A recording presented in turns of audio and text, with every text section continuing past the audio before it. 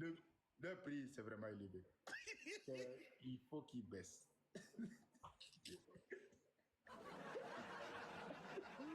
Bonsoir, monsieur Samboré. Donc, le message, il est passé. Bien, Vegeta, lui, il gagne 1000. Vegeta, Vegeta, 1500, hier.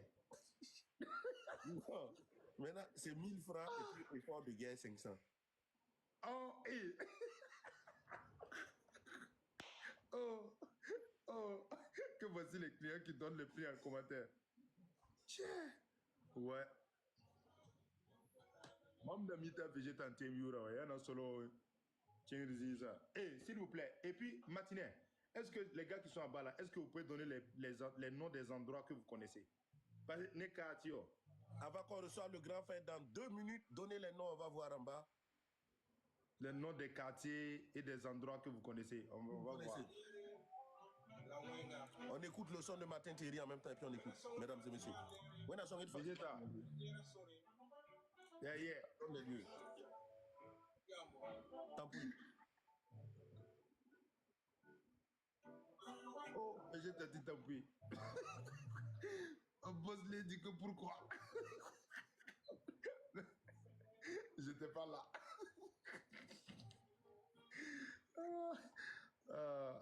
Allez, Vegeta, Zibot, ouais. merci beaucoup. Zibot, Hein? c'est sur ces belles chansons que nous allons écouter la chanson du grand frère Martin Thierry. Tu connais ce son? Oui. Le messager. Écoute ça, Zibot. Mamnango mamore Dunwaramba Yabram Gomde Mamnango Magom. Mesdames et messieurs, nous recevons tous ensemble Martin Thierry qui est dans ce live avec nous. Dam Gomde Yassira. Merci Boss Lady, mon ex, c'est pas comme ça que je vais revenir dans ta vie. Je ne viendrai plus dans ta vie comme ça.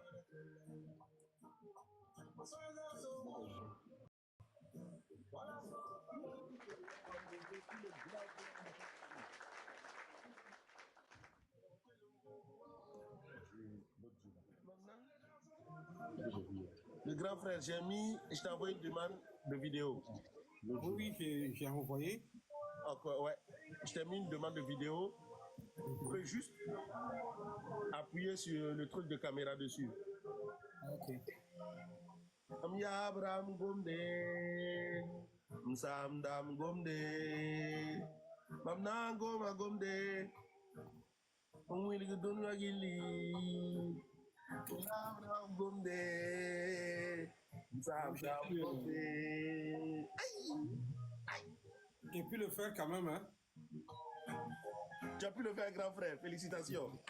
Dis-moi, tu peux mettre le grand frère en grand, s'il te plaît. Je n'arrive pas d'ici. Ouais, c'est bon. Yassine, on va appeler la grand frère.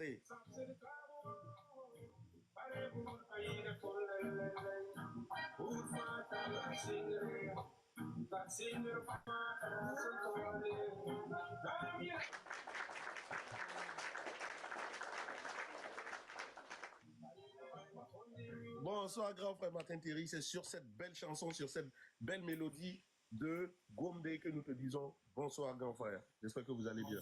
Bonsoir, c'est un grand plaisir d'être avec vous ce soir. Et nous aussi, ça nous fait grandement plaisir de recevoir une légende, une icône de la musique burkinabé, Monsieur Martin Thierry. Excusez, hein, juste 30 secondes. Oui, allô. Ouais. Ça nous, vous pouvez muter vos micros, s'il vous plaît. Grand frère, merci d'avoir accepté notre invitation ce soir pour être parmi nous. Oui, allô. Vraiment avec plaisir, Tu te tais ou Oui, bonsoir. Mute ton micro, s'il te plaît. Merci beaucoup. Oui, bonsoir. Merci beaucoup. Grand frère, j'espère que vous avez passé une belle journée. C'est votre première fois sur TikTok, hein? Ah oui, c'est ma première fois et vraiment ça m'a stressé depuis hier là. Parce que je ne sais pas comment ça se passe, votre truc là. La personne qui devrait m'aider, c'était madame. Malheureusement, elle est au travail. Ouais. Donc, j'étais vraiment paniqué, mais bon, tout va bien, grâce à Dieu. Grâce à vous, ça va, je suis là. Ça fait plaisir aujourd'hui parce que je ne sais pas si vous avez suivi, si vous suivez peut-être l'émission, c'est votre première fois d'être sur TikTok. Mais voilà, vous avez avec moi le chroniqueur de l'émission, Monsieur Zibot, Michael Zibot. Et Ok, moi, monsieur je suis le Zibot. présentateur. Bonsoir. Big up. Big up, big up, big up. Bonsoir. Papa, grand frère Martin Thierry, on voulait connaître votre vrai nom à l'état civil. Bon, mon nom c'est Martin Ramdé. Martin Ramdé. Ramdé, voilà. J'ai un nom traditionnel donné par mon père parce que à l'époque, on donnait on donnait un nom traditionnel. Donc, j'ai mes petits frères je suis jaloux de mes petits frères parce qu'ils ont des jolis noms. Ok. Koni, Apatinde. Mais moi, je suis né lundi, donc papa et maman ont dit, bon, ce monsieur-là, c'est pas la peine d'aller chercher, donnez-lui Téné. Téné. Voilà, donc on m'appelle, sur mon nom traditionnel, c'est Téné. Téné, Voilà, Martin Téné Ramdé. Martin Téné Ramdé. Voilà. Et Martin Téné Ramdé, vous êtes marié il y a combien de temps aujourd'hui? Bon, je peux dire que depuis 2000 que je suis marié traditionnellement. Ok, depuis 2000. Voilà, depuis 2000. Mais le mariage, en fait, comment on appelle ça, légalement à la mairie, c'était en 2012. En 2012. Voilà. Ça veut dire que vous avez fait le mariage civil avec notre maman, Toussi, de 2000 à 2012. Ça, vous ne trouvez pas que vous avez traîné avant d'officialiser les choses à la mairie? Non, je pense pas, parce que j'étais pas là. Si j'étais à côté, il n'y avait pas de problème. Moi, j'étais déjà parti à l'aventure en 2000. Ok. Et voilà, c'était prévu de revenir faire légaliser. Malheureusement, l'aventure a pris le dessus. Ok. Donc, comme Dieu sait faire les choses, je suis revenu quand tout allait bien en 2012 et on a finalisé. Ok. Maintenant, on veut comprendre quelque chose, c'est quand même assez important. Est-ce que vous pouvez nous parler de votre rencontre avec Mama Toussi? Parce que Mama Toussi finit Faso Académie, je crois, ou c'était avant? Faso Académie, comment? Elle était à Faso Académie quand vous la rencontriez? Non. C'était Moi, avant. je l'ai rencontrée en 97. Ok. Elle avait 18 ans. Ah, ok. C'était à l'époque où moi et Black Soman qui était venu des États-Unis, j'étais de la Côte d'Ivoire. Et puis Christiane qui faisait le chœur avec Black Soman. Il y avait un ami aussi qui était avec eux. Oui. Voilà, on s'est rencontrés en fin 97. Voilà, on est parti en studio et puis elle a fait mes chœurs. Ok. Pour, un album que j'ai préparé en 98 pour la Cannes 98. Waouh! Depuis 98. Voilà. Et c'est là que c'est dans le chœur qu'on s'est connus. Voilà, et puis après on a... Le cœur est resté. Le cœur est resté dans les cœurs.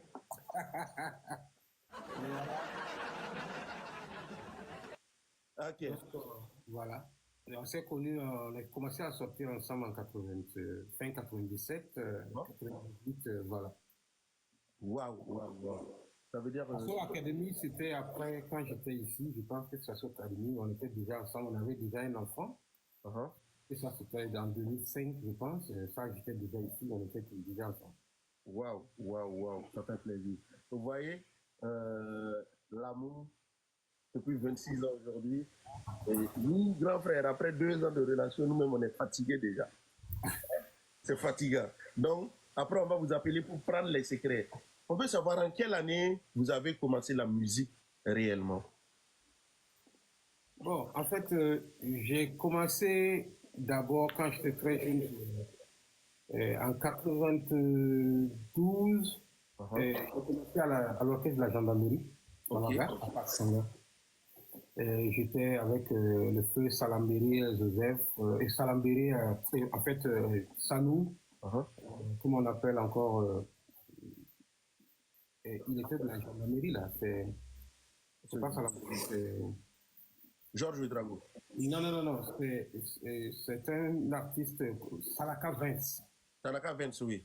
Voilà, il était à la gendarmerie. Et puis, il y avait le chef d'orchestre qui était le papa d'un artiste qui s'appelle Don Chak aujourd'hui. Oui. C'est le chef qui était batteur aussi. Ok.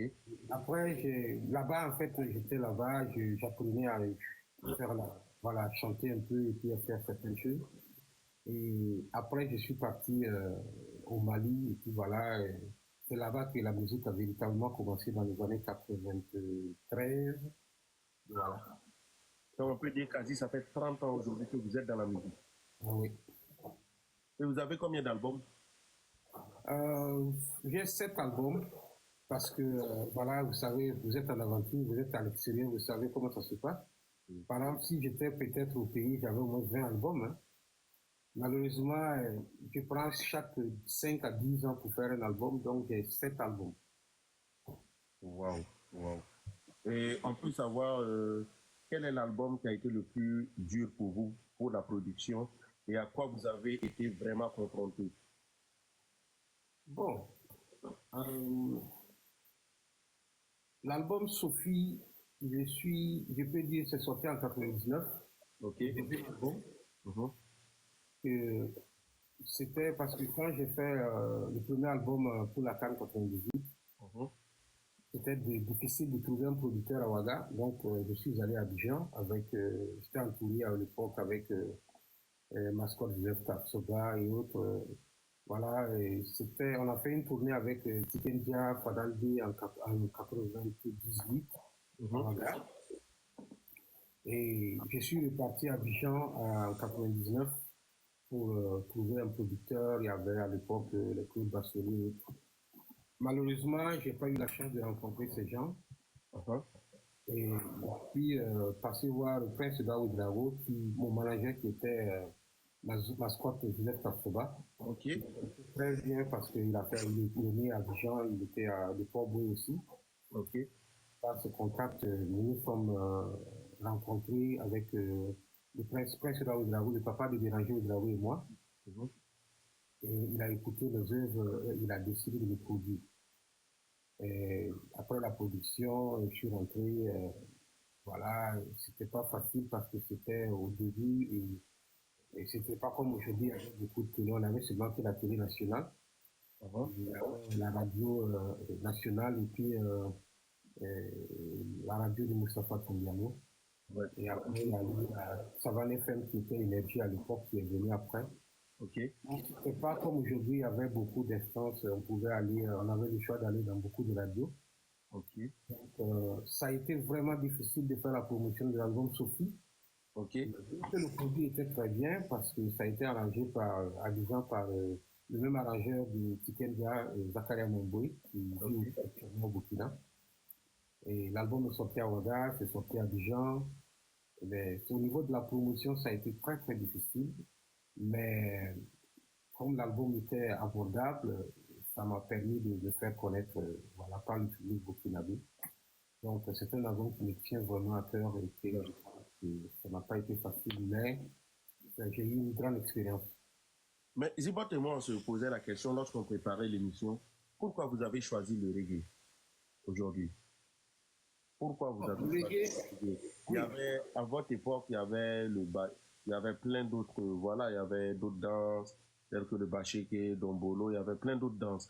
Mais pourquoi il y avait plein d'autres styles musicaux? Pourquoi vous avez choisi le reggae? Bon, pour ceux qui me connaissent, ils savent que je suis quelqu'un, je suis direct. J'aime la justice, j'aime dire les choses comme elles sont. Et j'ai beaucoup lu de bouquins sur l'esclavage, la traite des Noirs. Et j'écoutais aussi la musique reggae depuis que je suis jeune avec des grands frères du quartier qui écoutaient Bob Marley, Eroy, Bernie Spears à l'époque. Nous, on ne comprenait pas l'anglais, mais le rythme nous plaisait.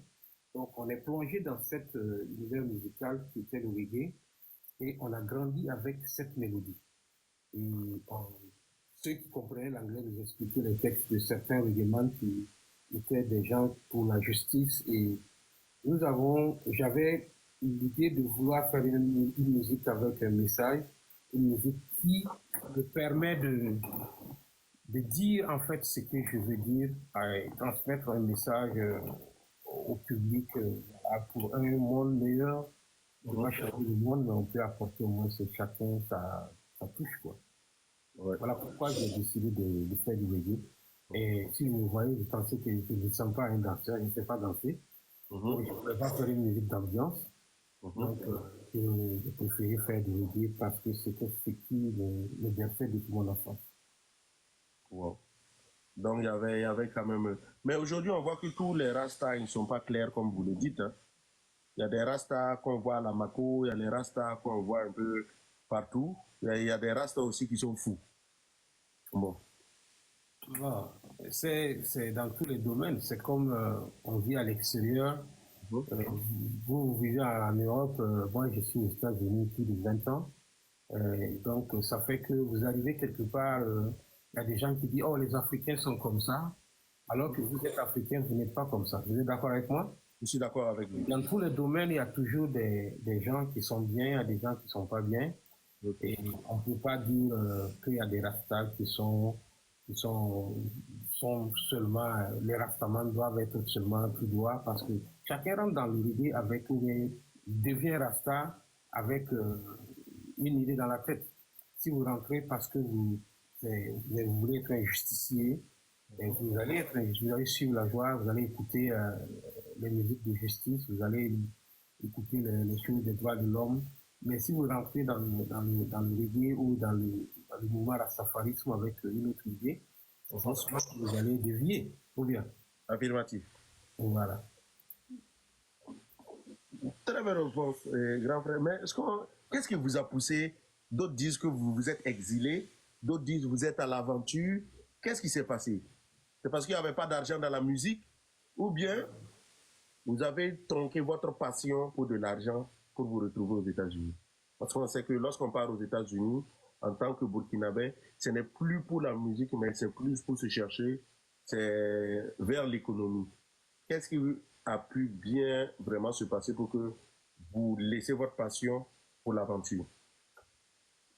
Une très bonne question parce qu'il y a beaucoup de gens qui me posent effectivement la question et je pense que c'est la période de dire réellement ce qui s'est passé parce que quand moi je faisais du reggae, je voulais faire une musique reggae à moi, une musique reggae à la Burkinabé. C'est pas qu'il y avait d'autres personnes qui avaient essayé déjà ce genre de musique, mais moi je voyais par exemple Alpha Blondy qui est arrivé après toute l'influence du reggae jamaïcain a imposé un reggae mandingue. Et que beaucoup de gens ont suivi, comme les Ismaël Izard, les Tikenja, et ça marchait. Il y avait un typique reggae mandingue qui était là, qui était créé par les Alpha Blondy et autres. Il y a la QTB qui est venu de l'autre côté sans forcément utiliser des instruments traditionnels. Quand vous écoutez certaines chansons d'Alpha Blondy, quand vous écoutez, vous savez que ça vient du terroir. D'accord avec moi? On utilise du djembé ou quoi, mandingue.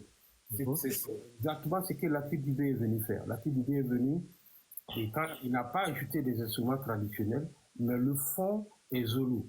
Le fond est zoulou. Et moi, j'avais cette façon de vouloir faire ma musique. Je ne voulais pas être un chanteur en train de faire des albums, puis jouer dans les petits coins et puis avoir de l'argent, et une voiture, et puis une maison, et puis vivre tranquillement. Moi, ma vision, quand j'ai commencé la musique, c'était d'avoir un groupe musical à moi et que j'allais imposer mon style musical. Et c'est ce style que j'ai gardé jusqu'à présent. Quand vous écoutez Lango Mamore, vous allez voir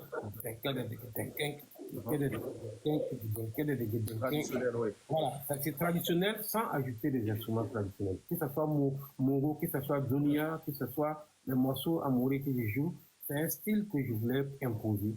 Mais malheureusement, je n'avais pas ces moyens et j'ai pas eu la chance aussi d'avoir des gens qui ont compris ma philosophie.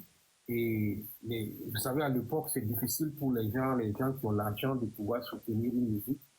Et la musique, en fait, même pour produire, c'est difficile que vous partez voir quelqu'un qui peut accepter vous payer des instruments, un studio d'enregistrement, vous mettre à l'aise pour que vous puissiez avoir un groupe, évoluer et puis disperser cette musique que vous faites sur le plan international, qu'on dise demain, il y a l'AQDB qui représente l'Afrique du Sud, il y a Alpha Blondy qui représente la Côte d'Ivoire, il y a Martin Thierry qui représente le Burkina.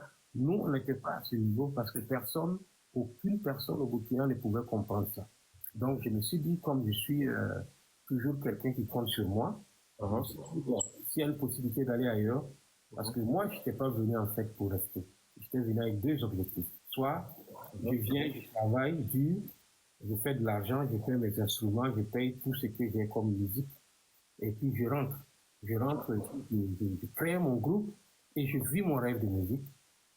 Et ou bien, s'il y a la possibilité d'avoir des maisons de production qui vont m'aider, qui vont aimer ce que je fais et travailler avec eux, signer des contrats avec eux et briller sur le plan international et représenter mon pays, c'était les deux objectifs que j'avais. Malheureusement, comme beaucoup d'aventuriers, et surtout quand vous quittez un pays francophone pour un pays anglophone, vous arrivez, vous trouvez que c'est pas ce que vous pensiez. On était au pays, on pensait que quand on allait venir aux États-Unis, paf, là, on a l'argent, on a des millions, on arrive à payer tout ce que nous voulons. Moi, je suis venu avec une longue liste d'instruments de musique et tout. Et le jour que je suis arrivé, j'ai un ami qui m'a accompagné. Le lendemain seulement, je suis parti à la 44e, c'est à Manhattan, à New York. Je suis allé visiter les instruments de musique. Mais quand j'ai vu les prix, voilà, je me suis dit, combien de temps je me prendrai pour payer tous ces trucs pour repartir au pays? Et là, c'était pas la question, parce que là, il fallait trouver un travail voilà. Et il y avait ce problème de documents, je n'avais pas de papier, il fallait trouver un papier. Et toute cette réalité...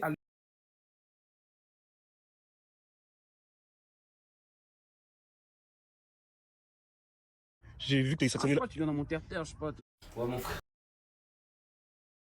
Capitaine.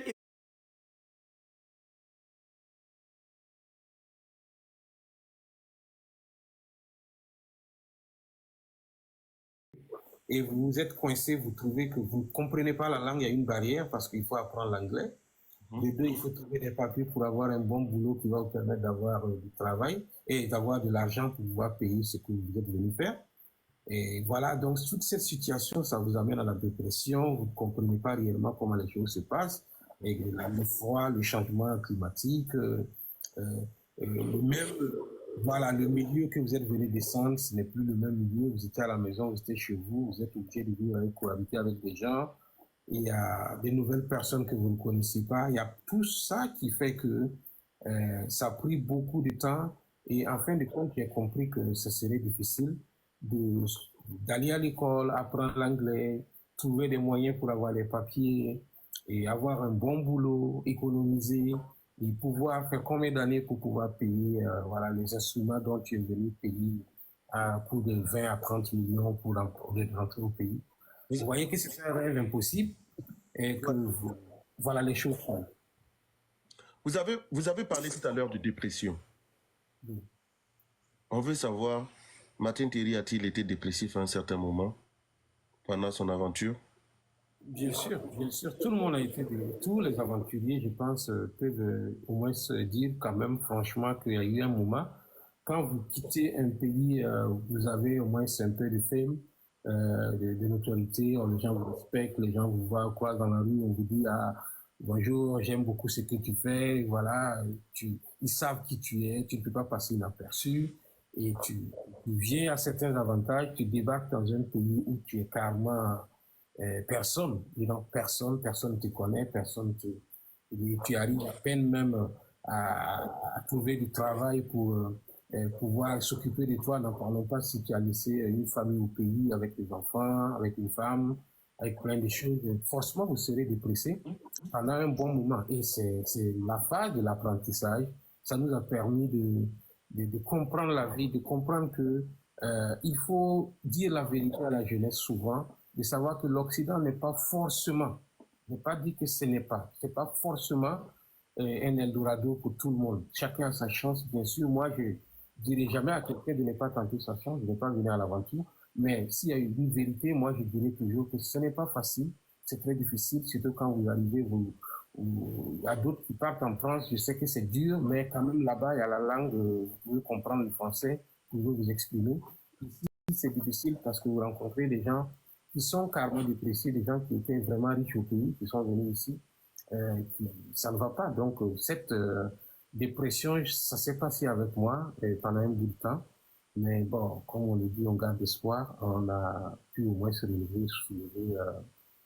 Voilà, dépasser ça, quoi. Et grand frère, Oui. vous dites que vous étiez venu à la base vous faire de l'argent, payer votre matériel et retourner. Ça fait bientôt 20 ans que vous êtes aux États-Unis aujourd'hui. Vous n'avez toujours pas pu payer le matériel ou qu'est-ce qui se passe? Ou vous avez abandonné votre rêve? Oh, c'est comme ce que je disais, parce que vous savez, le monde, vous arrivez, vous trouvez que, à fur et à mesure, bon, par exemple, je suis bien placé parce que vous êtes bien placé parce que vous êtes en aventure. Je ne sais pas ce que vous faites là-bas, mais peut-être que vous n'êtes pas en aventure, vous êtes exilé aussi peut-être, mais vous ne vivez pas au Burkina, donc vous comprenez mieux ce que je dis. Un aventurier fait des projets, il arrive, et à fur et à mesure que ces projets n'ont pas pu être, voilà, vous n'avez pas pu ficeler ces projets, les choses changent. Les choses changent, et à fur et à mesure que vous voyez, vous vous dites que, bon, est-ce que, voilà, je me sens bien maintenant ou bien je vais essayer de voir si je peux faire venir ma famille. Entre-temps, j'avais la possibilité de retourner et continuer ma musique, même si je n'avais pas eu totalement tout ce que je voulais. Mais mes projets avaient changé parce que la distance avec la famille, il y a des hauts, il y a des bas, il y a plein de complications avec les enfants, il y a avec madame, il y a plein de choses avec la famille. Voilà, ce que vous faisiez pour la famille à l'époque, vous devriez faire le double. Il y a beaucoup de responsabilités qui viennent et que vous êtes obligé de prendre certaines décisions. Et ma décision, c'était, voilà, j'ai décidé entre-temps d'abandonner en fait le projet de repartir avec les instruments et de faire venir ma famille et donner une autre chance à mes enfants. Et voilà, de venir dans ce pays que j'ai trouvé que c'est un pays d'opportunité. Et là, je suis passé par là. Mais c'est pas seulement ce que j'ai fait. J'ai créé un groupe à New York où j'ai pris José Touré.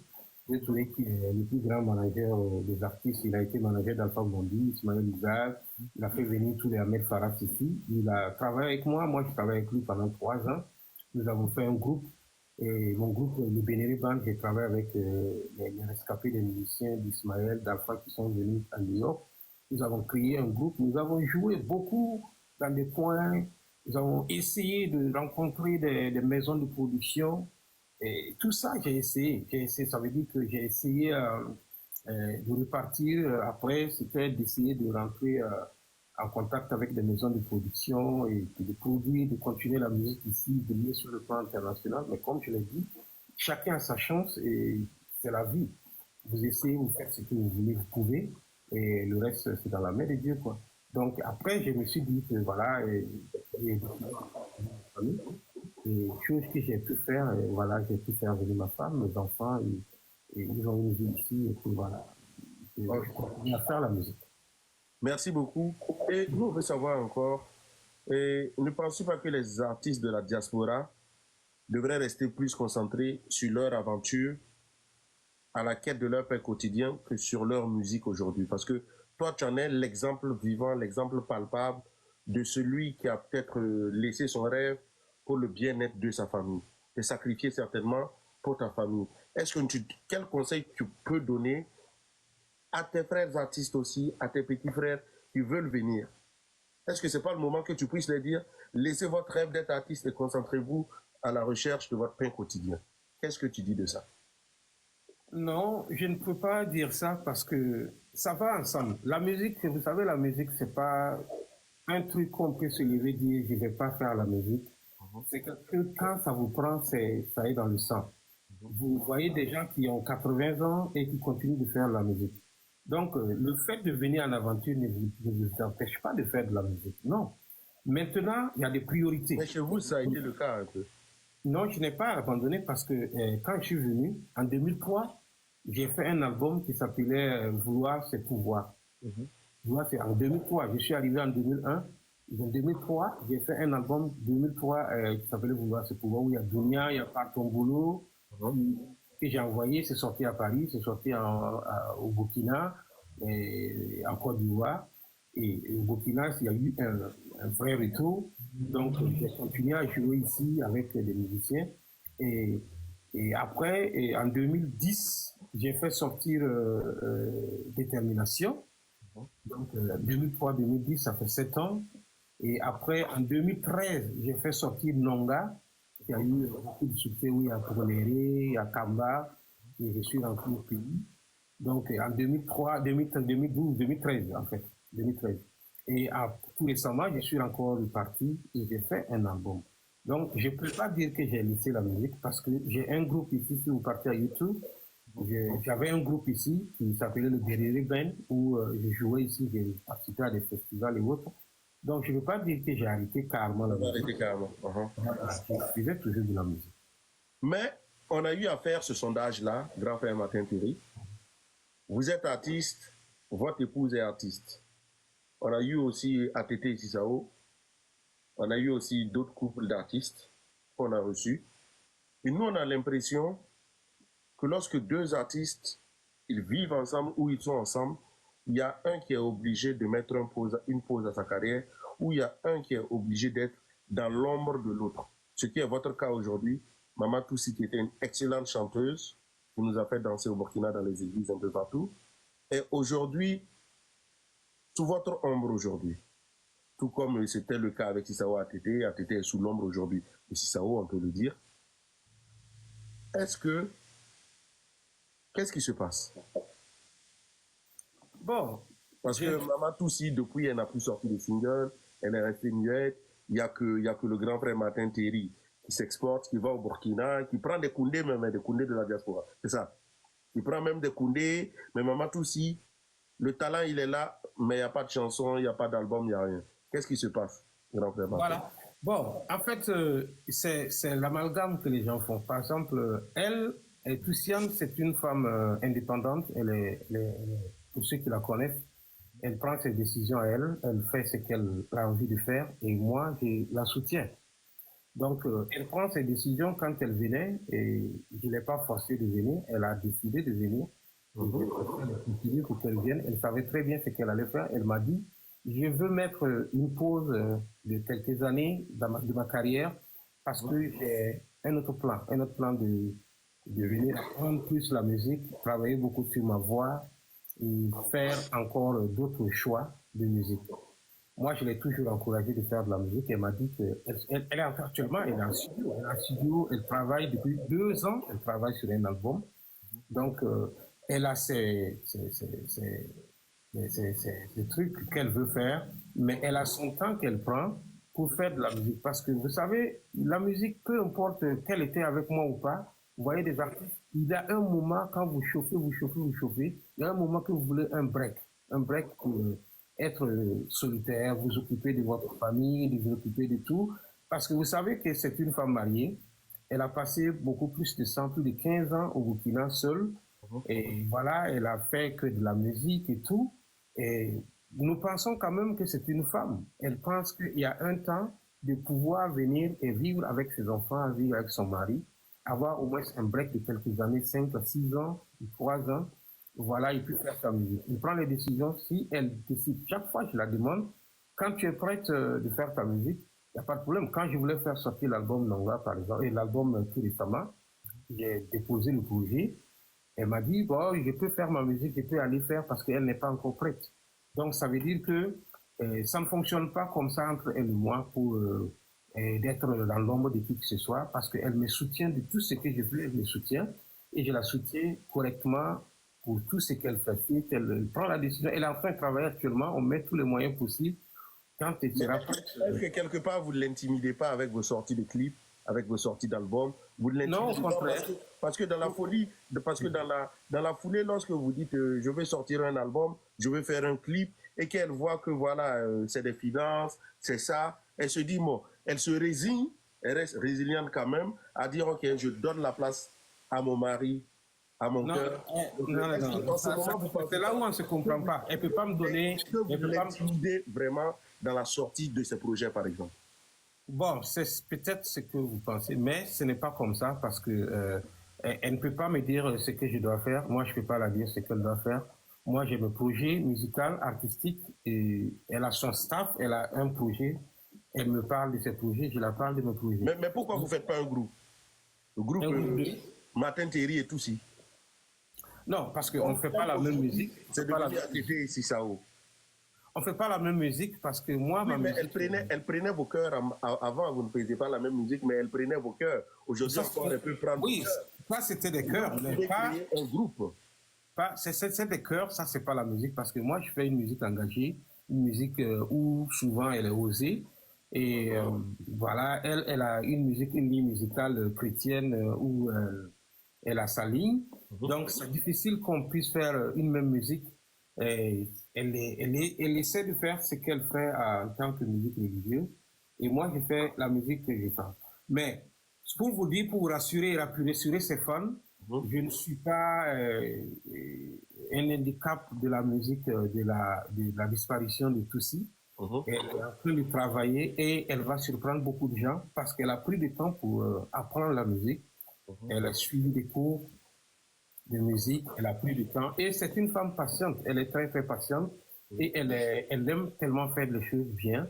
Et quand vous écoutez ce qu'elle a fait comme travail actuellement, vous allez voir le changement.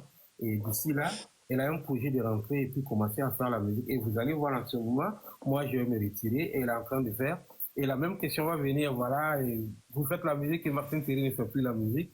Voilà, alors que bon, nous sommes aux États-Unis et vous savez très bien que tous les deux, on ne peut pas être aussi à la fois en train de faire de la musique. Mais pendant ce temps, elle donne quoi à ses fans? Vous donnez quoi à vos fans, Martin Thierry? Qui ça, moi ou bien elle? Vous d'abord, parce que vous êtes le mari, vous êtes l'époux. Et Aux fans de qui? et vous connaissez peut-être mieux la musique qu'elle. Et parce que là, ses fans, ils sont en train d'attendre. Et vous étant le mari, vous nous dites encore, elle doit attendre, elle doit attendre. Vous ne pensez Non, pas que c'est le moment? C'est pas moi qui dis qu'elle doit attendre, c'est elle qui veut attendre. Ok. C'est elle qui veut attendre, vous pouvez l'appeler, vous pouvez la prendre aussi, elle va vous dire. Moi, voilà, elle attend parce qu'elle veut vraiment être à la hauteur de ce qu'elle veut. Et chaque fois que je la dis, tu es prête, elle me dit, ah non, j'ai un problème toujours avec la voix, j'ai un problème comme ça, je veux que ça soit comme ça, donc il n'y a pas de problème. Quand je serai prête, je vais faire. Donc, elle est en train de venir et je pense que dire que je connais la musique plus qu'elle, c'est un peu, voilà, ben, elle a beaucoup de talent et elle a vraiment beaucoup de talent.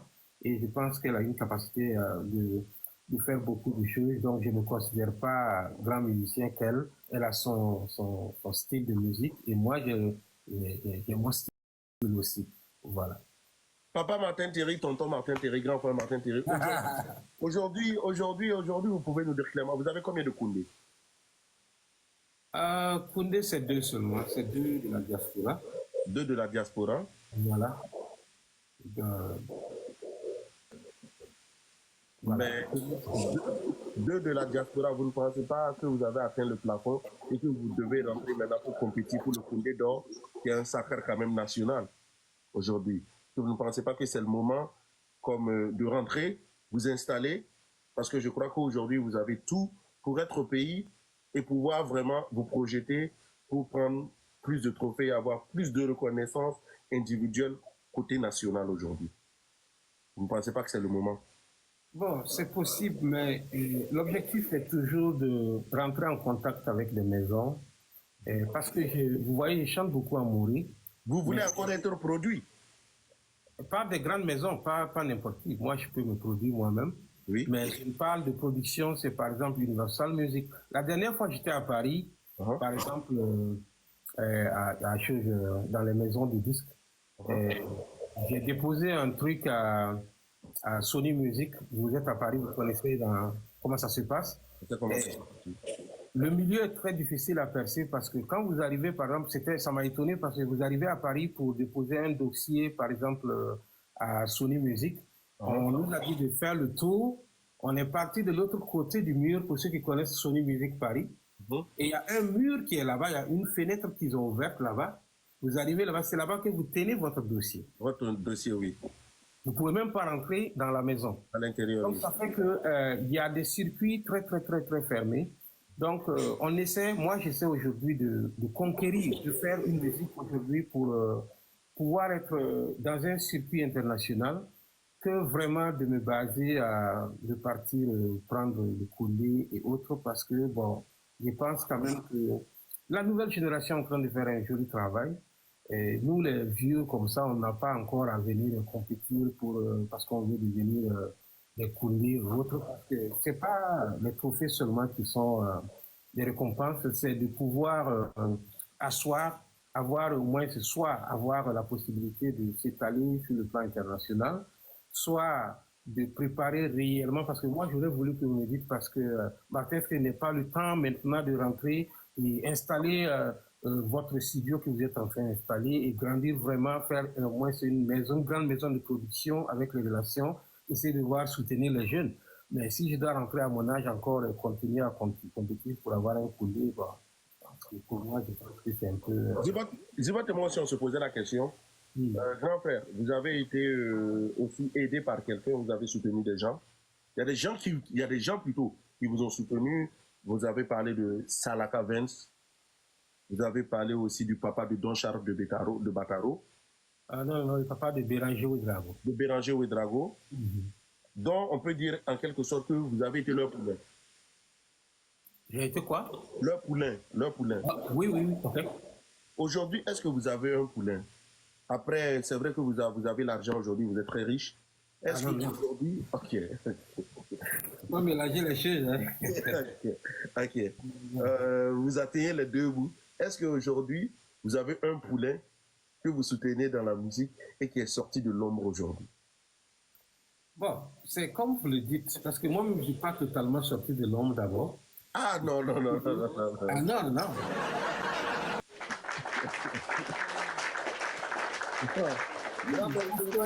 Parce que vous voyez, on ne voit pas les choses de la même manière. Parce que tu vois, être connu au Burkina, voilà, c'est bien. Mais quand je parle, par exemple, je vais prendre des exemples avec des gens comme moi qui avons commencé la musique ensemble, qui sont connus à Abidjan, qui sont connus à Ouaga, comme les Tikendia, par exemple, qui sont aujourd'hui en train de faire des grands concerts partout dans le monde entier. Et que moi, je ne peux pas faire ce genre de concerts, par exemple. Vous voyez? Donc, ça veut dire que sortir de l'ombre, c'est un peu ce genre de sortie de l'ombre que moi, je parle. C'est pas aller peut-être repartir à Ouaga et voilà, dire que je suis grand musicien, je suis ceci. Non, mais le nom Martin Terry, quand même, tout le monde connaît le nom Martin Terry au Burkina. Au Burkina. Oui, au Burkina, vous êtes un grand. Mais ceux qui vous ont soutenu aussi, ils étaient grands au Burkina uniquement. Vous voyez? Donc aujourd'hui, quel artiste, est-ce que vous avez un poulain que vous essayez de faire sortir du lot aujourd'hui? Est-ce que vous avez la main à quelqu'un aujourd'hui? Il y a beaucoup de jeunes, souvent, depuis que je suis aux États-Unis, je ne peux pas dire que j'ai produit un artiste, je ne peux pas le dire ici, mais j'ai eu des fois où des artistes m'ont demandé, je suis en studio, j'ai besoin de soutien, je soutiens à ma manière, je fais ceci, mais avoir un poulain, quelqu'un personnellement que je peux dire je produis, j'essaie de le lancer, ce n'est pas encore fait, mais ça y est dans mon projet parce que si vous remarquez, l'année passée, je suis rentré avec un studio d'enregistrement et j'ai installé. Il y a eu un peu de problèmes ici de famille et je suis rentré précipitamment. Et je suis en train de revoir comment repartir. Et je suis en train d'installer Espoir Production, c'est une maison de production. C'est pour aussi, à ma manière, de soutenir les jeunes et trouver des nouveaux talents et avoir des poulains aussi à moi et les produire. On peut savoir. Aujourd'hui, vous êtes un grand frère comme les grands frères Yoni, les Ali Vérité. Vous êtes celui qui donne les conseils ou bien celui qui donne l'argent pour que les gens aillent se réaliser? Je veux savoir aujourd'hui. Bon. Vous êtes le grand frère burkinabé qui conseille ou bien vous êtes le grand frère burkinabé qui est fort, qui conseille et qui met l'argent à côté aussi pour soutenir? On veut savoir. Ça dépend de ce que vous demandez. Si vous demandez des conseils, je vous donne des conseils. Mais un artiste au studio, il ne demande pas de conseils, il veut de l'argent. Oui, mais si vous avez de l'argent, vous pouvez l'aider parce que moi, je suis passé par là. Il y a eu des moments où au pays, on voulait même avoir 10 000 francs pour aller donner une avance. On sait comment ça se passe. Donc, si un artiste arrive à te demander, si c'est, mais ça ne veut pas dire, c'est l'erreur que vous avez fait, vous dites que je suis riche, moi je ne suis pas riche, hein. Moi je me débrouille. Donc, souvent ça ne va, ça ne va pas. Mais souvent, quand ça va, s'il y a des gens qui sont honnêtes, ils diront qu'il y a eu des moments où j'ai pu soutenir quelques personnes, même si ce n'est pas beaucoup. Il y a eu des moments que j'ai pu faire ça. Il y a eu des conseils que j'ai pu donner à des artistes aussi, sur le plan artistique. Voilà. Donc, ça dépend de la période ou bien de ce que vous demandez. Et si j'apprécie toujours les artistes, par exemple les jeunes qui font vraiment du travail, quand il y a la possibilité de les apprécier, de les donner des conseils, je ne manque pas de le faire. Voilà. Aujourd'hui, la musique reggae aujourd'hui au Burkina, bon, nous, on ne sait pas parce que beaucoup d'entre nous n'écoutent pas vraiment la musique reggae. Est-ce que vous pensez que la musique reggae au Burkina Faso est reconnue à sa juste valeur aujourd'hui? Bon, c'est pas seulement au Burkina, hein, même dans tous les pays, même en Jamaïque, la musique reggae aujourd'hui n'est pas comme elle était la dernière fois, les années passées. Mais est-ce que cette musique-là n'est pas bien accueillie? Est-ce que c'est pas à cause du comportement des Rastaman aussi au Burkina? Non, vous savez que le message... Un Rastaman comme vous, le grand frère, vous êtes un Rastaman chanteur responsable, ça se voit. Mais à d'autres Rastaman, grand frère, c'est grave. Ils sont au kiosque du matin au soir avec la guitare. Bon, au final, est-ce que ces personnes-là n'internient pas l'image de la musique reggae et des reggaeman burkinabés? Vous savez, je ne vais pas m'asseoir ici parler de galère parce que ça va être des trucs répétitifs parce que si les gens aiment s'exposer, dire ce qui se passe.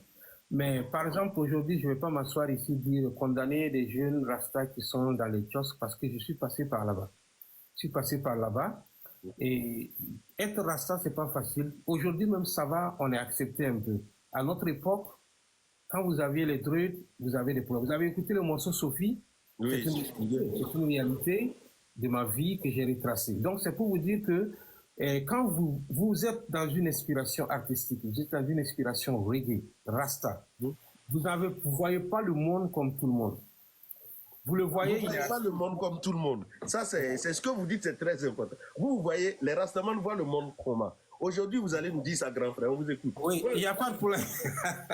Je vais vous dire, parce que vous voyez, la plupart des gens, par exemple, quand moi j'ai commencé à faire la musique, j'ai commencé par la Bible. J'ai lu la Bible plusieurs fois, et après je suis allé à côté de la cathédrale, là, il y a une bibliothèque là-bas. Je prenais les livres, je n'avais même pas d'argent, je prenais des livres sur l'esclavage, sur les droits de l'homme, des livres sur la révolution, des livres sur les écrivains noirs, Anta Diop et autres, pour lire, pour comprendre un peu la situation, ma situation, qui je suis en tant que personne, en tant que noir.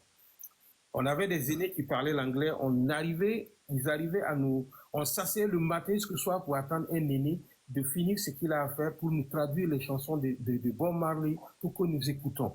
Donc, quand vous regardez ce monde et vous trouvez qu'il y a une injustice, vous trouvez qu'il y a des gens qui sont en haut, qui utilisent le peuple d'une certaine manière et qui vous êtes frustrés, vous avez des mots à dire, vous pensez que vous êtes, le peuple souffre, vous avez envie de dire quelque chose.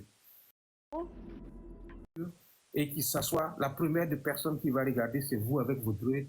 Ce qu'il dit dans la tête, vous êtes un délinquant, vous êtes un vaurien, quelqu'un qui ne veut pas travailler, quelqu'un qui veut la facilité, il veut d'aller travailler, il veut chanter. Et vous, dans votre tête, vous avez quelque chose. Vous avez quelque chose que vous avez envie de libérer. Donc, vous préférez vous asseoir dans le kiosque, laisser les gens dire ce qu'ils veulent, et vous vous dites que, et souvent vous êtes assis dans les vibes, vous pensez que les gens sont idiots, parce que vous les regardez, malgré qu'ils sont riches, ils ont l'argent, vous pensez qu'ils ne comprennent pas la vie. Donc je pense que ce genre de rastafarisme, nous tous on est passés par là. Moi j'ai fait le Mali, j'ai fait le Sénégal, j'ai fait la Côte d'Ivoire, j'ai fait le Bénin, le Niger, avant de venir ici. Donc je sais ce que c'est que la galère, je sais ce que c'est que aller s'asseoir dans un kiosque avec sa guitare, parce que je l'ai fait la même chose. Moi je marchais, je mettais ma guitare en bandoulière, dans les années 90, je marchais à pied jusqu'au Zaka. Je quittais avec des Dakakora, on marchait à pied chaque fois pour aller à Zaka, au Zaka là-bas. C'est moi, voilà, il faisait du reggae à l'époque. Mais avoir ce regard-là de ce monde-là, désolé du terme, mais est-ce que ça ne fait pas vraiment un peu fou?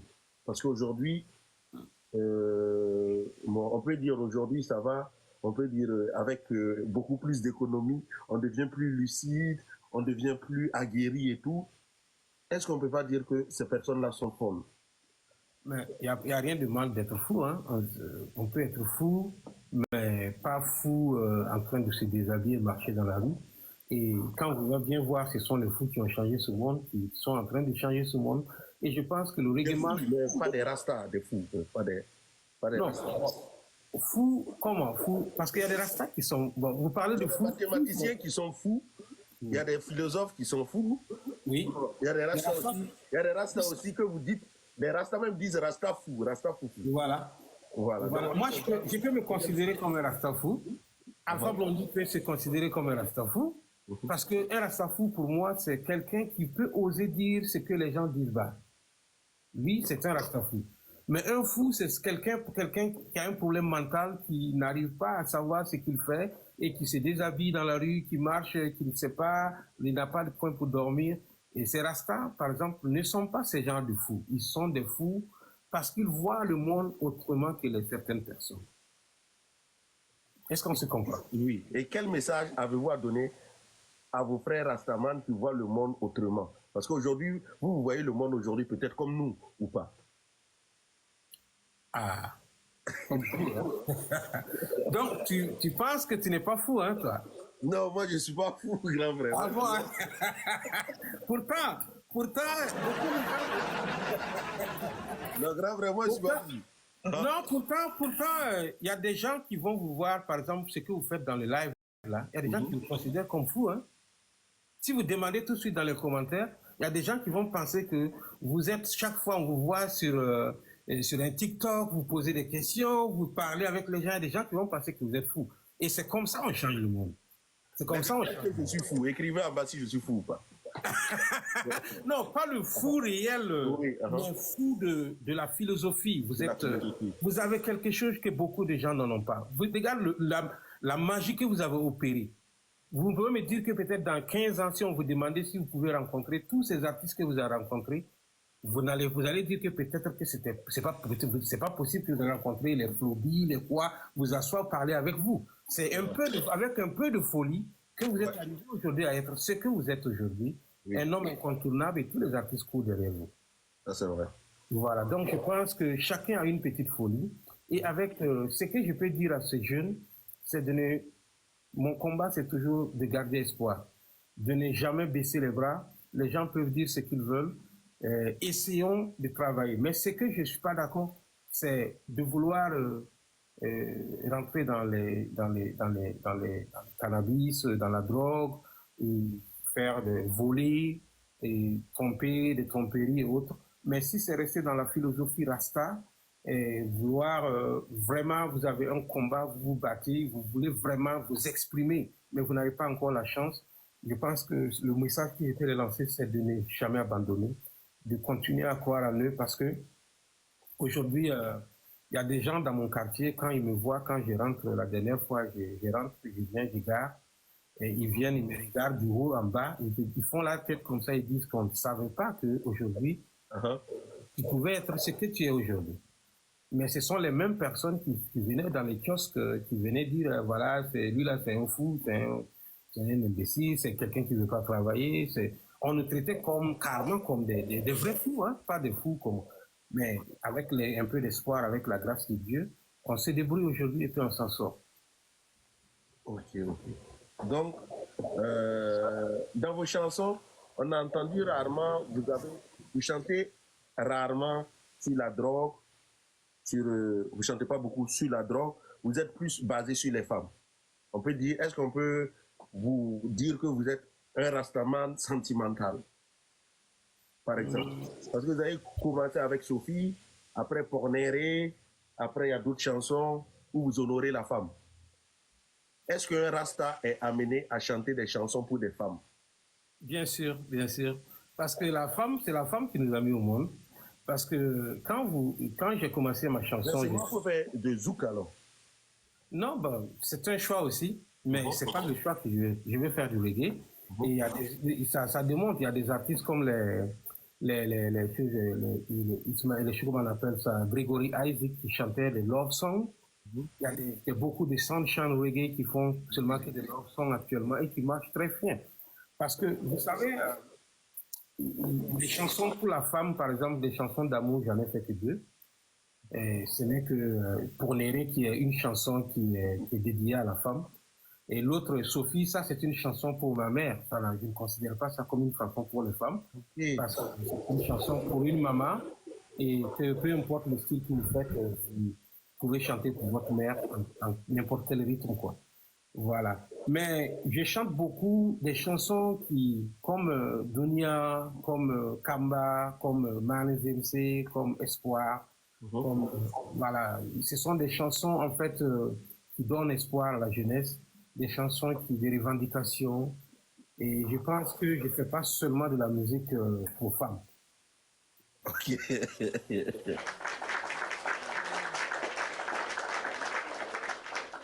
Ok, grand frère, on est déjà presque à la fin. Je vais laisser, parce que là, le courant de Zibot était coupé. Zibot, ton truc, il est rétabli. Sinon, je continue avec l'avant-dernière question pour le grand frère. Bon, déjà, hein? Non, après, vous aurez vos fans qui vont vous poser quelques questions. Et après, vous aurez 10 questions où vous allez répondre par oui ou par non, grand frère. Sans joker. Aujourd'hui, ce sera sans joker pour vous. Grand frère, aujourd'hui, vous avez certains de vos amis, tels que Sam Scalodja, Smokey, je peux dire plein de Rastaman aujourd'hui, qui sont dans un combat révolutionnaire. Mais on ne voit pas le grand frère Martin Thierry être dans le combat avec eux. C'est la peur, c'est la distance, ou bien, voilà, Martin Thierry fait attention à lui. On veut savoir. Bon, je ne sais pas, tu parles de quelle sorte de combat? Des combats actuels ou bien des combats passés? Ils ont fait des combats passés où ils étaient, voilà, ils ont fait la révolution, ils ont dit des choses, ils se sont levés, voilà. Vous savez, moi, je me connaissais en tant qu'artiste. Oui. Aujourd'hui, j'aurai bientôt 55, 56 ans aujourd'hui. Quel âge? Oui, je sais. Donc, moi, par exemple, je n'ai pas connu la révolution de Sankara à travers les écrits ou bien, par exemple, sur YouTube, voilà, comme certains qui sont nés à l'extérieur, qui sont venus après la révolution, ou bien des jeunes qui sont nés... Vous parlez de Smokey? Non, je ne parle pas de quelqu'un. Je parle de la vie en général. Ok. Vous savez, Smokey et moi, on ne se connaît pas, hein, parce que moi, quand je suis venu ici, je pense que c'est après moi que Smokey est venu. Donc, je n'ai pas de problème avec lui, on ne se connaît pas bien. Mais vous avez dit quelqu'un qui est quitté à l'extérieur, qui est... Les gens, je parle des gens. Ok. C'est pour dire que moi, je suis né à Ouaga, au Burkina. J'ai vécu la révolution, je sais ce que c'est que la révolution. Parce que je connais la révolution.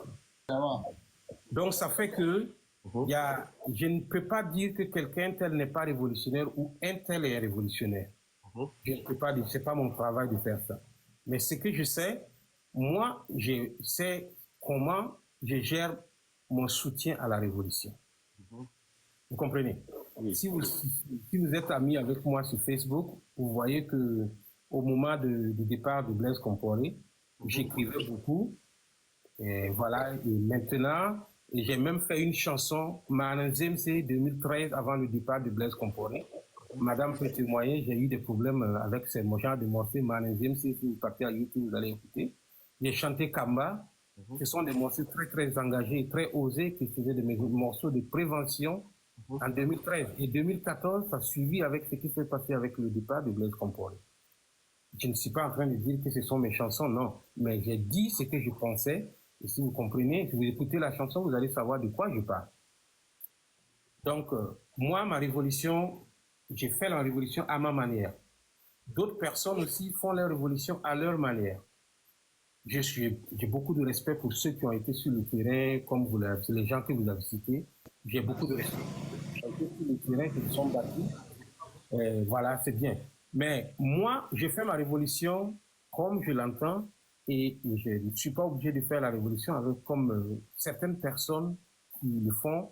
Et même aujourd'hui, le pouvoir, le régime actuel, je soutiens le régime actuel à ma manière.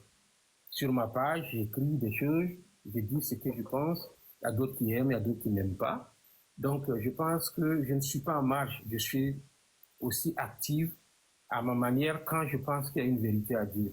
Mais je ne suis pas un révolutionnaire qui suit ou qui n'essaie pas de comprendre les choses qu'il comprend parce que je connais ce que c'est que la révolution et c'est pas tout le monde qui peut me montrer la révolution, même s'ils pensent qu'ils sont des révolutionnaires. Merci beaucoup, grand frère. Alors, dernière question. Vous voyez dans la ville de Ouagadougou et partout, sur TikTok un peu partout, vous voyez que plein de jeunes, ils font des rastas aujourd'hui. Plein de jeunes font des rastas.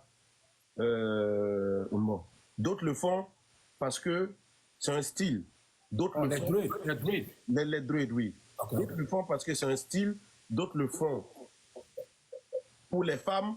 D'autres le font parce qu'ils aiment le mouvement Rastafari. On veut savoir, quel conseil avez-vous à donner à tous ces jeunes-là qui sont là 2 minutes, 3 minutes, ils font des rastas sans connaître la vraie signification? Qu'est-ce que vous pouvez les dire vraiment? Parce qu'aujourd'hui, ils salissent et éternisent la vraie histoire du rastafarisme aujourd'hui. Parce que vous, à 55 ans, vous avez encore des druides, des locks et tout. C'est parce qu'il y a une certaine conviction qui est en vous. Qu'est-ce que vous pouvez les dire aujourd'hui? La liberté. Chacun est libre de faire ce qu'il veut. Hein. C'est tout ce que j'ai à dire. Chacun est libre de faire ce qu'il veut. Nous sommes dans un monde aujourd'hui qui est libre. Vous voulez laisser des druides, vous laissez des druides, parce qu'il y a d'autres qui laissent. Chacun a la signification de ces druides. Moi, je porte des druides. Si on me demande pourquoi je porte des druides, je sais ce que j'ai apporté. Si quelqu'un d'autre porte des druides parce que ça lui plaît, ça l'ambiance, c'est pour les femmes. Moi, je pense que chacun doit être libre de faire et de porter des druides, de faire ce qu'il veut, parce que c'est, voilà, c'est ma pensée, quoi. Donc, je pense pas un droit à dire. Entre ceux qui, entre un show, par exemple, et ceux qui font les druides comme ça, vous préférez qui, par exemple, grand frère? Là, je préfère la personne, en fait, si la personnalité de la personne que de la personne show ou de druide, c'est pas important. Par exemple, toi et moi, nous avons parlé aujourd'hui. Oui, oui, oui. On me demande ce que je pense de toi. Je pense que on a causé, que tu trouves sympa, je trouve que tu es cool. Mais tu as porté un chapeau, je ne sais pas si tu es chaud ou bien tu as des druides. J'ai des cheveux. D'accord. Non, mais c'est pour dire que même si tu es chaud, I love you, I like you, you know. Tu me plais et j'aime ce que tu représentes. Ok. Avant, c'était difficile pour les jeunes de faire des rastas. Oui. Comment avez-vous pu faire pour convaincre votre famille afin qu'ils acceptent votre situation? Oui, mais par exemple, justement, c'est ce que j'ai dit, j'ai mis ça dans la chanson. Tout le monde n'a pas été d'accord. Tout le monde n'a pas été d'accord. J'ai des parents, des cousins, des oncles qui ne voulaient même pas, quand je les voyais dans la rue, ils ne voulaient même pas s'arrêter avec moi. Ils s'arrêtaient dans la rue parce que d'autres me disaient directement au visage découvert qu'ils ne veulent pas que les gens pensent qu'ils sont arrêtés avec un fou. Donc, mais j'avais le soutien de ma mère, par exemple, qui, quand j'ai choisi de faire la musique, quand j'ai choisi de faire du reggae, et jusque-là, elle m'a jamais dit, je suis pas d'accord, je suis pas contente, j'ai pas de problème. Et peu importe ce que les gens de la famille ou certaines personnes de la famille, pas tout le monde, et venaient lui dire, voilà, c'est parce que le papa n'est pas là qu'il se comporte comme ça, et vous êtes la maman, vous ne dites rien. Elle a toujours soutenu ce que je fais. Et voilà, j'ai pas eu de problème majeur avec elle. Et c'était ça qui était important. Et il y avait mes frères, mes petits frères, mes grands frères qui me soutenaient. Et le reste là, c'était pas vraiment important. Okay.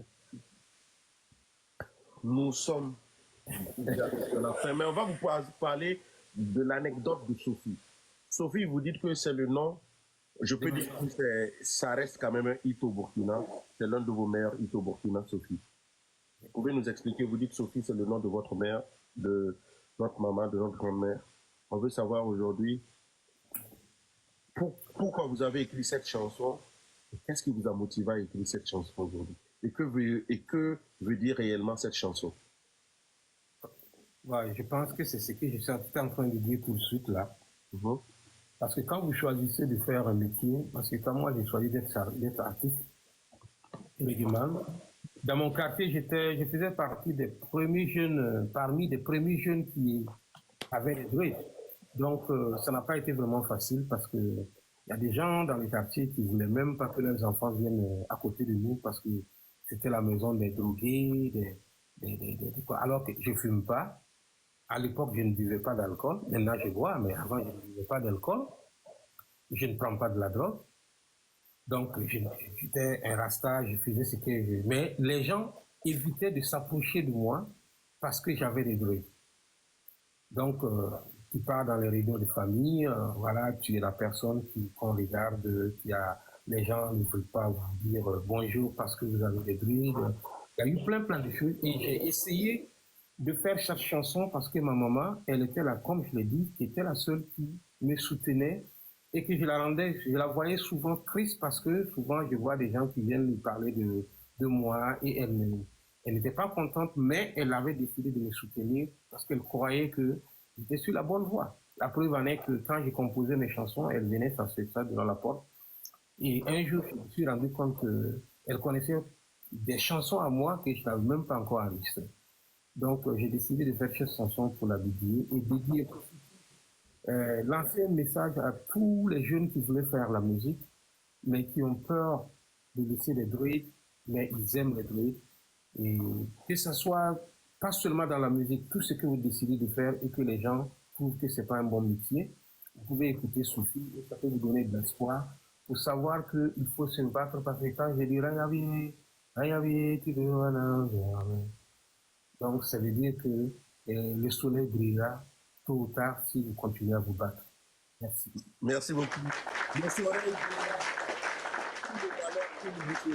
Jean-Pierre Martin Théry, c'est que le soleil brille toujours dans votre carrière, tout comme dans la vie de chacun d'entre nous ici présents ce soir. Je ne sais pas si Zivote a quelque chose à dire avant qu'on écoute vos fans, une question par fan, et ça va être super. Zivote a quelque chose à dire. Le courant ici. Je t'envoie un message, Martinez, désolé. Les quartiers précaires de Ouagadougou. Courage, mon frère. C'est pas facile. Sidonie, si tu as une question, nous t'écoutons, s'il te plaît. Sidonie, tu as une question pour le grand frère, tu n'es pas là. Madame Kinda, bonsoir. Wow, ils ne sont pas à côté. Ok, il n'y a pas de souci. Kwanda, tu es là? Oui, je suis là. Vas-y, le frère Kwanda. On est avec le grand frère Martin Théry. Ok, bonsoir, grand frère. Bonsoir. Moi, j'avais une question. Est-ce que le reggae burkinabé nourrit son homme? Et une deuxième question encore vite fait. Quel est le niveau du reggae burkinabé en Afrique de l'Ouest? Merci. Donc, grand frère, nous vous écoutons. Bon, on peut donner des exemples. Hein. Quand même, Bob Sana, il fait du reggae. Voilà. Non, il fait du reggae, bien sûr. Et je pense quand même qu'il a prouvé à beaucoup de gens au Burkina que le reggae peut nourrir son homme. Il s'est battu, ça n'a pas été difficile. Voilà, mais il a tué, il a pu quand même faire quelque chose. Il y a ZS, il y a Wango Roger qui a totalement une compagnie de musique, de production. Il y a pas mal de reggaeman quand même qui se battent très bien. Il y a pas mal, il y a Sam Skalija qui est par exemple ici actuellement.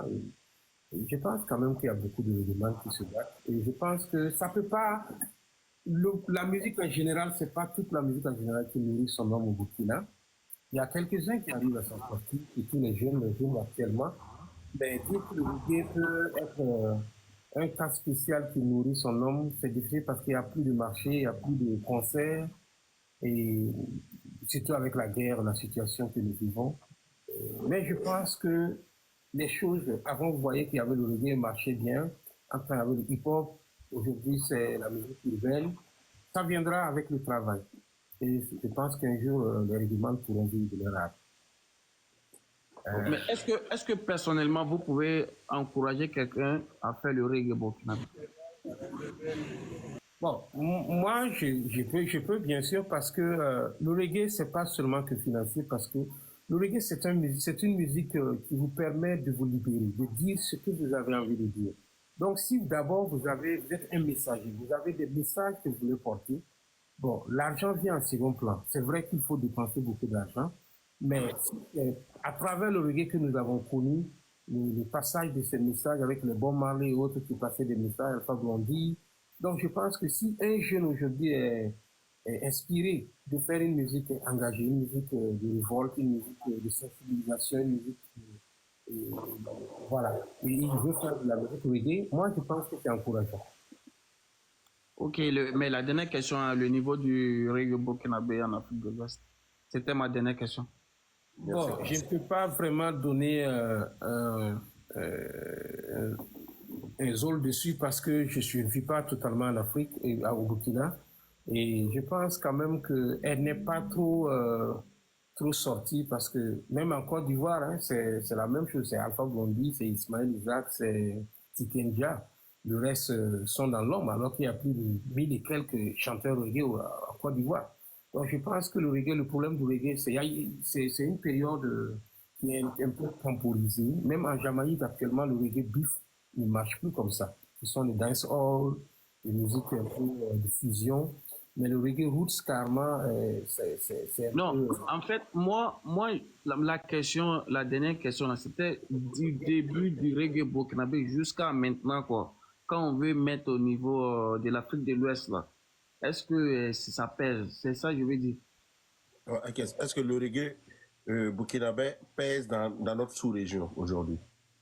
Bon, je ne Exactement, peux c'est pas donner un pourcentage, mais je pense qu'il y a beaucoup de gens dans la sous-région qui connaissent quelques artistes reggae burkinabé.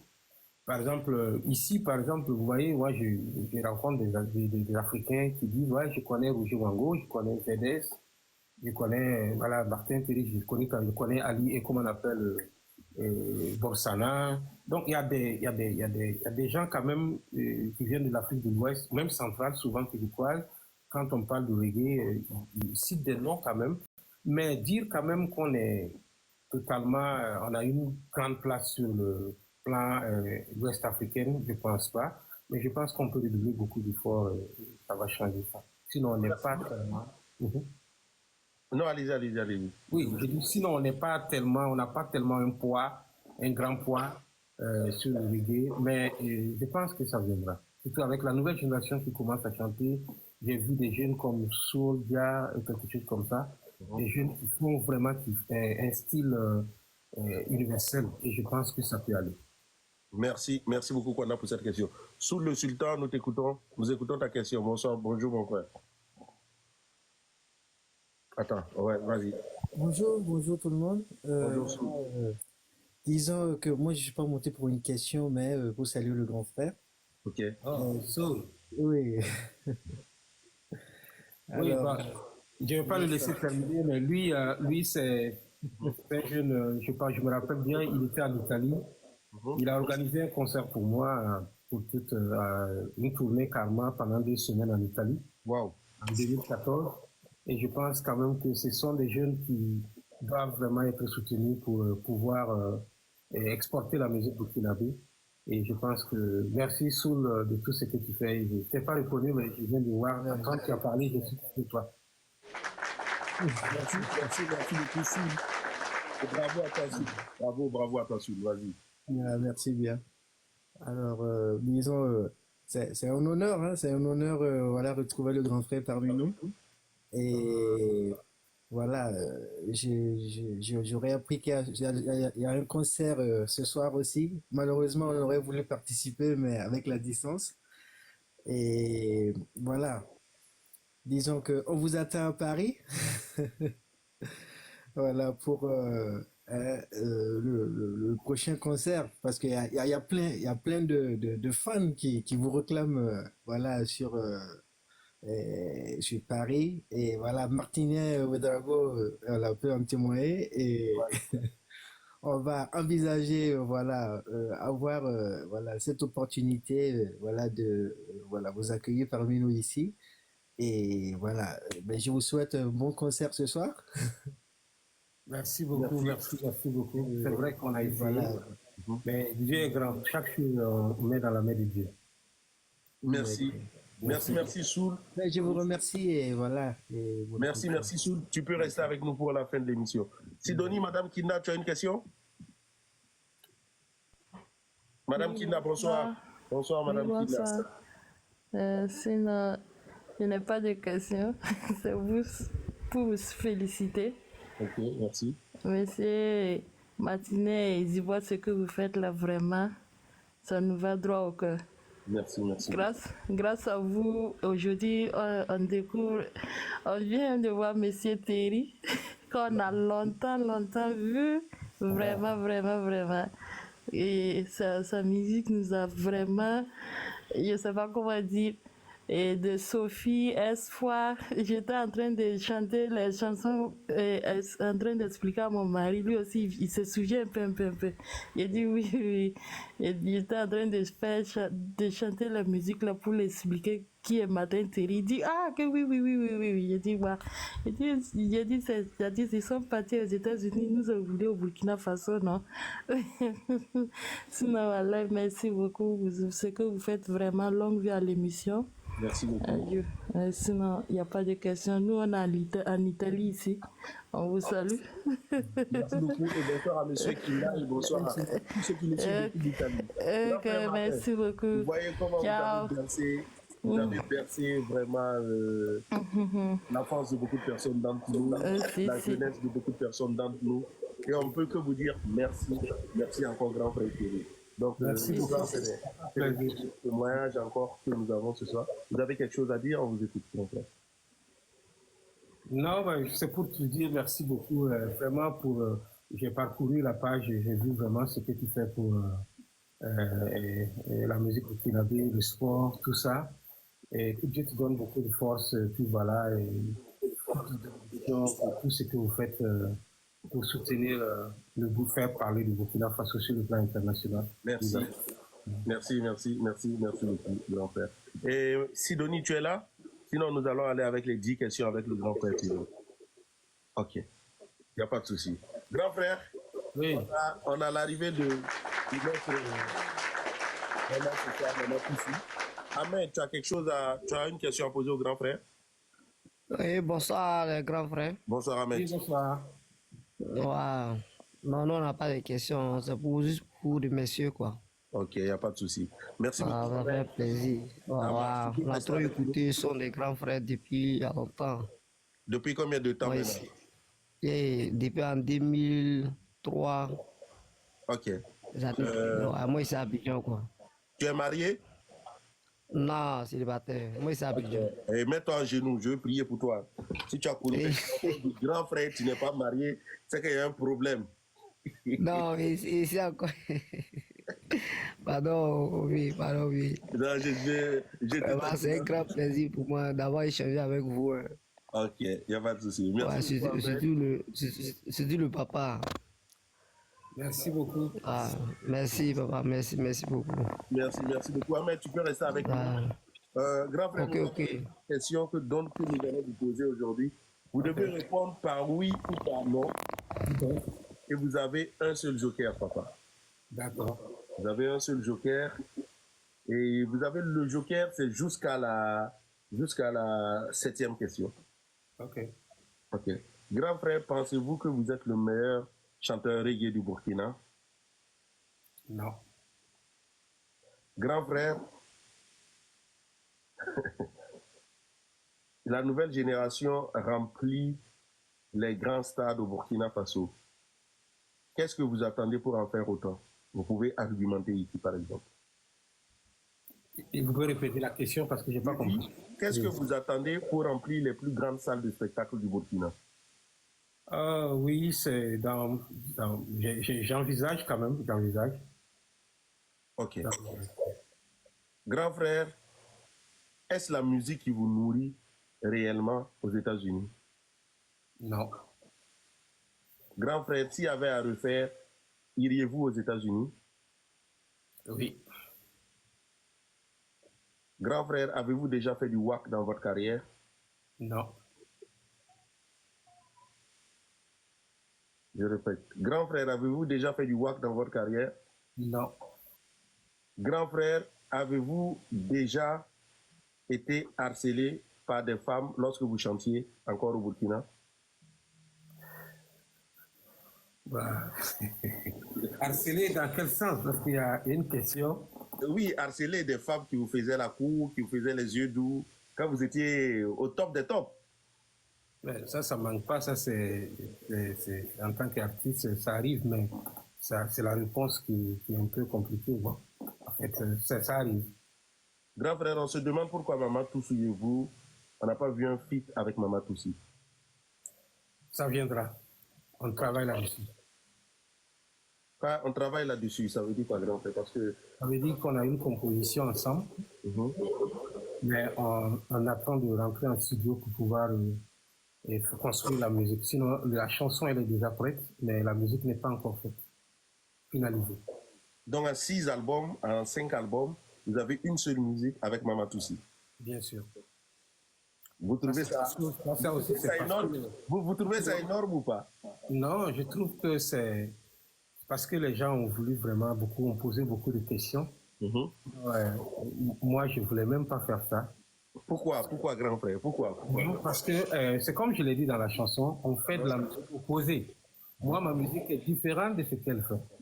Moi, je commence à chanter. Bon, c'est vrai que je chante Dieu souvent dans mes chansons, mais elle a une ligne musicale qui est basée sur... voilà. Et moi, je suis de l'autre côté. Mais on a essayé entendu de faire une musique sentimentale. Et on a déjà composé on a les accords, on a composé la chanson en raga, reggae raga, zouk, un truc comme ça, comme les gens tournaient. On n'a pas encore finalisé. Les gens disent que vous faites du reggae sentimental et qu'un reggae man n'est pas sentimental. Qu'est-ce que vous pouvez dire de ça? C'est leur problème.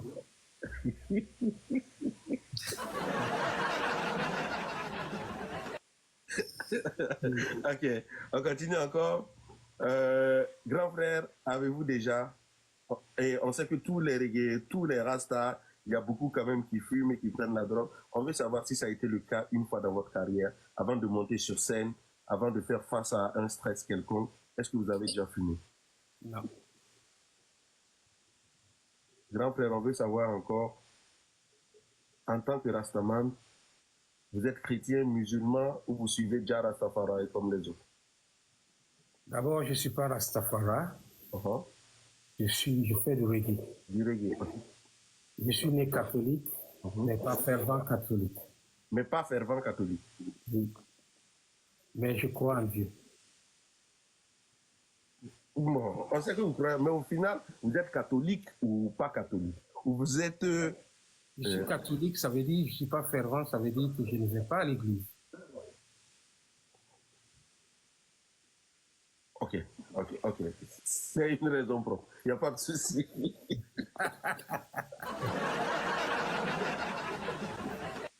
Ok.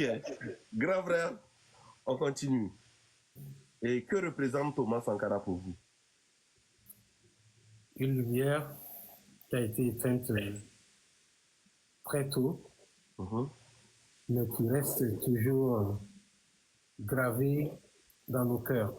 Je vois dans les commentaires, il y a quelqu'un qui a dit qu'un règlement est toujours un dénonceur ou aller avec la politique du moment. Oui. C'est ça le problème des gens, parce que le règlement, ce n'est pas celui qui doit être toujours de l'autre côté. Non. Un règlement, c'est quand vous voyez qu'il y a une vérité dans quelque chose que vous pensez, vous croyez, vous êtes un règlement, vous pouvez suivre. Même Bob Marley l'a fait. Bob Marley, il y a eu un moment, dans les années 70, il était obligé de prendre camp parce qu'il voulait que la paix revienne dans son pays. Il a même été, l'autre camp a essayé même de le tuer. Et il a même reçu une balle. Donc c'est pour vous dire que beaucoup de gens ne comprennent pas ce que ça veut dire que règlement ou Rastaman. Les gens pensent que quand tu es Rastaman, tu dois être seulement la personne pour s'opposer à tout. Non, c'est pas, Règlement ne s'oppose pas à tout. Règlement, c'est quelqu'un qui sait dénoncer s'il y a une injustice et qui sait aussi suivre la justice quand il croit réellement que c'est une injustice. Ok. Avec quel artiste de la nouvelle génération vous auriez accepté faire un featuring sans hésiter? Je peux dire presque tous les artistes. Hein. Moi, je ne refuse jamais personne pour un feat. Que vous êtes de la nouvelle ou la génération ou pas. Mais si vous dites quel personnellement comme ça. Quel personnellement, c'est de ça on parle. Bon, je ne peux pas donner une personne juste, mais tous les jeunes quand même qui font la musique récemment, qui sont sur la toile, qui font, je pourrais accepter tout. Ok. Selon, encore avec vous, quel est votre meilleur ami reggaeman au Burkina Faso? Meilleur ami. Oui. On peut dire, vous vous entendez, voilà, très bien avec lui. Vous pouvez des moments de fou rire avec lui sans problème. Je ne pense pas en avoir. Il y a des amis, bon, on peut se dire, c'est toi dans le couloir musical, reggaeman, mais je n'ai pas d'amis personnels dans le reggae. Ok. Martin Thierry, vous êtes guitare ou tam-tam? Guitare. Guitare. Vous avez une guitare, non, grand frère? Mon guitare, fils, je suppose. Okay, mon fils a pris pour aller, il vient de sortir avec ça même tout de suite pour aller prendre des cours. Ok. Je le voyais sortir il n'y a pas longtemps. Ok, ok. Grand frère, vous êtes dans un avion, vous avez 1 million de francs CFA. Il y a, je cite entre autres, Alpha Blondie, Sana Bob et Dieu Vérité. Et vous perdez vos 1 million, les jokers c'est fini, hein, et vous perdez les 1 million. Selon vous, qui a pris les 1 million dans l'avion? Non, je pense que je vais les demander, on va chercher ensemble. Ça doit être là-bas. Pas perdu. Mon grand frère, vous devez choisir. Mais, qui non, je pense pas que les trois aient un voleur là-bas. Donc, je pense que peut-être que j'ai mal empoché. Non, vous êtes dans un avion. Vous êtes dans un avion. Je cite les noms. Alpha Blondie, Sana Bob, avec Dia Vérité. On sait que Sana et Alpha Blondie, c'est peut-être un grand reggaeman. Il est très riche. Ok, peut-être lui. Ça n'empêche qu'il veut prendre au moins 1 million quand même. Ok, mais. Grand frère, on peut vous aider, hein? On peut vous aider. Non. Je ne peux pas votre aide là parce que vous allez dire un nom qui ne me plaît pas. Ok. On se dit que le grand frère Alpha Blondie est venu avant que vous perdiez, après que vous ayez perdu l'argent. Il reste 2 personnes. Anne Sanabob et Dia Vérité, selon vous, c'est qui a pris les 1 million? Ah, là, c'est compliqué. Bon, Sanabob, c'est un ami. C'est un ami, un grand frère. Donc, Dia Vérité, c'est un petit frère. Je pense que je vais laisser tomber.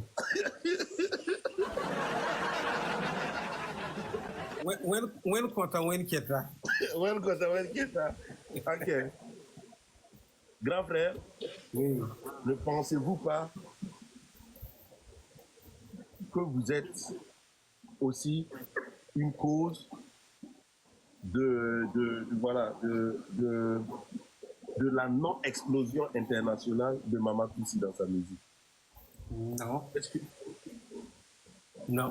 Est-ce que le mariage n'a-t-il pas été un piège pour elle dans sa carrière musicale? Mais il fallait bien qu'elle se marie, c'est une femme. Elle a besoin d'un homme. Mais est-ce que vous ne pensez pas que vous devriez laisser votre carrière pour elle, sa carrière, par exemple? Non. C'est de l'égoïsme ou c'est juste des principes? Non, parce qu'elle m'a connu dans la musique, je l'ai connue dans la musique. Elle est libre de faire sa musique, je suis libre de faire ma musique, chacun fait sa musique. Mais est-ce que vous mettez toute l'énergie pour sa musique de la manière dont vous mettez de l'énergie pour votre musique aujourd'hui? Bien sûr. Je ne peux pas donner des explications ici, mais elle met la même énergie que je mets la même énergie pour nous faire. À quand votre retour au Burkina Faso? Vous installez des conditions. Bon, c'est comme on a dit, et c'est elle à son tour qui doit rentrer maintenant. Moi, je suis là. Et pour la future, peut-être pour rentrer. Peut-être en fin d'année, elle va rentrer. Et moi, j'attendrai aussi après. D'accord. Ok. Aujourd'hui, grand frère, entre le Koundé d'or et 10 millions de vues sur YouTube, vous préférez lequel? Koundé d'or et puis 10 millions de quoi? De vues sur YouTube. Ça dépend de ce que j'ai fait pour avoir les 10 millions de vues. Les 10 millions de vues sur YouTube, naturellement, et le Koundé d'or, vous préférez lequel? Bon, en fait, je ne sais pas comment expliquer, répondre ça, parce que ça dépend de ce que... Si j'ai fait un album, par exemple, ou bien un morceau qui est bien... Un morceau qui est bien. Voilà, un morceau qui est bien, que j'ai eu... Combien de millions? 10 millions de vues sur 10 YouTube. millions de vues sur YouTube. Et on vous dit, laisse ça et tu prends le Koundé. Donc, vous préférez lequel? Vous allez me mettre en problème avec Diapresse. C'est mon ami. On a commencé le Koundé ensemble. Bah, mais moi, je préfère tous les deux. Ah? Je préfère les deux. Vous préférez les deux? Voilà.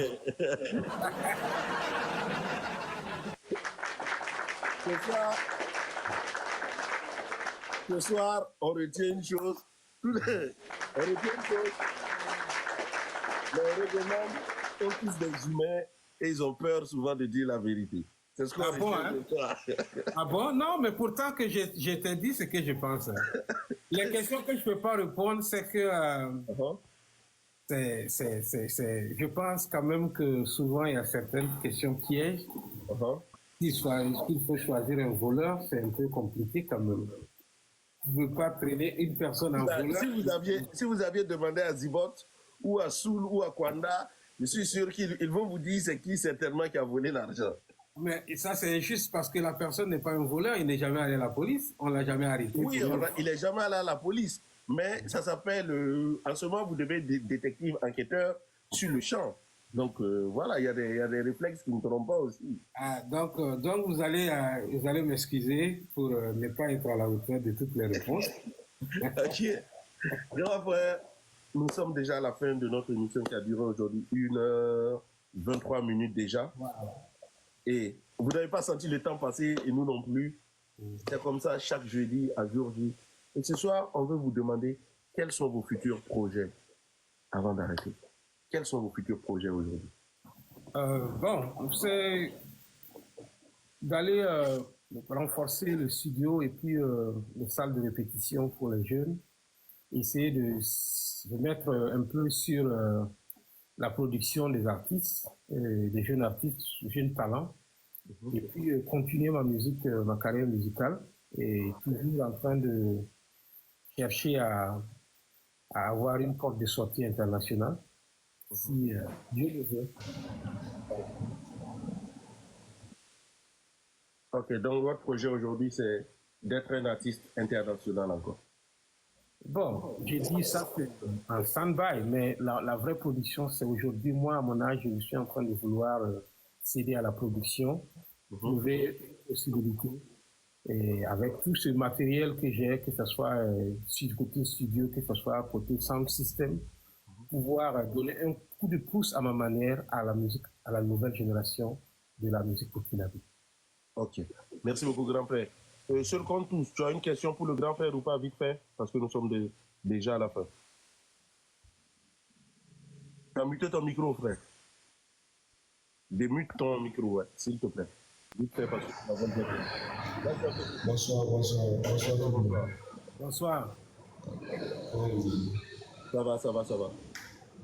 Ok, monsieur Martin Thierry. Vraiment, moi, je voulais vous dire merci beaucoup pour toutes ces belles mélodies et tout. Vraiment, moi, personnellement, ça me réconforte de vous écouter. Parce que franchement, En fait, quand tu écoutes, en fait, il y a vraiment du sens dans tous les mots. Et c'est en fait le quotidien de ce qu'on vit. Quand tu écoutes, et que tu écoutes vraiment, ça te conseille, ça te montre un peu à peu près comment il faut procéder. Donc déjà, c'est bon. Et vraiment, merci beaucoup et bon courage à vous. C'est ce que moi j'avais à dire. Merci beaucoup. Merci encore. Grand frère, Merci à vous. les gens disent ce soir, ils veulent vous écouter faire quelque chose. Lequel? Lequel? Écrivez en bas un des titres du grand frère que vous voulez qu'il le fredonne avec nous ce soir avant de nous dire bonne soirée. Écrivez en bas le titre que vous voulez. On est, il y en a qui disent longue vie à vous, Papa Martin. Il y a quoi encore? Il y a Sophie, il y a Conta, il y a Dunia, il y a Espoir, c'est que des hits. On va faire espoir. Il faut avoir de l'espoir. Il faut toujours espérer. Il faut avoir de l'espoir pour pouvoir continuer le combat. Merci beaucoup. On garde espoir à tous. One love. Merci beaucoup, grand frère. Passez une très bonne soirée. Merci à vous tous. Bonne soirée à vous, grand frère. Merci encore, grand frère Martin Terry. Le grand frère a dit qu'il faut garder espoir. Il faut toujours garder espoir. Martin Terry, merci beaucoup pour Sous le Sultan, pour le CD de Martin Terry. Les gars, ça fait plaisir de recevoir une légende comme ça. Grand frère Martin Terry, on vous aime, on aime votre musique. Et merci encore à tous ceux qui nous ont suivis ce soir. On se donne rendez-vous la semaine prochaine avec un autre artiste du Burkina Faso.